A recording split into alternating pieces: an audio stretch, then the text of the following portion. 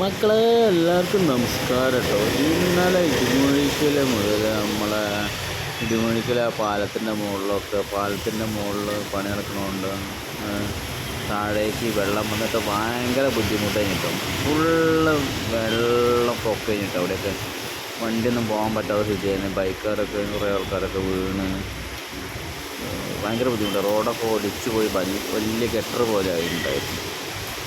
പിന്നെ നേരെ നമ്മളെ കുളക്കത്ത് റോഡിലേക്കാണ് പറയുന്നത്. കുളക്കത്ത് റോഡ് നമ്മളെ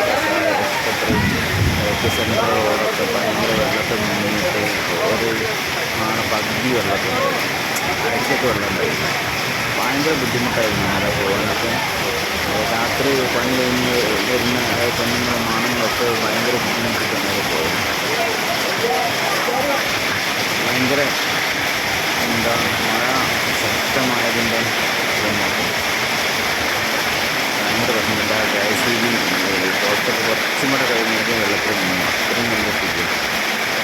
ആ മഴയത്ത് ഇതിൻ്റെ ഒരു പ്രശ്നങ്ങളാണ്. എത്ര തേങ്ങകളും പല സാധനങ്ങൾ റോഡിൽ നിന്ന് ഒലിച്ചു പോകുന്നതും ഇതിൻ്റെ ഉള്ളിലേക്കൊക്കെ വെള്ളം കയറിയിട്ടുണ്ടായിരുന്നു.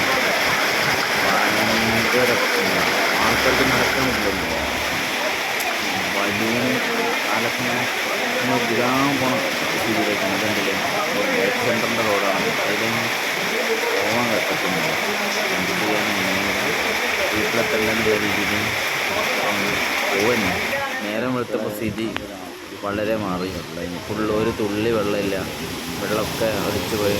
ഇന്നലെ ആ വെള്ളത്തിൽ ഒലിച്ചു വന്ന കാറാണത്.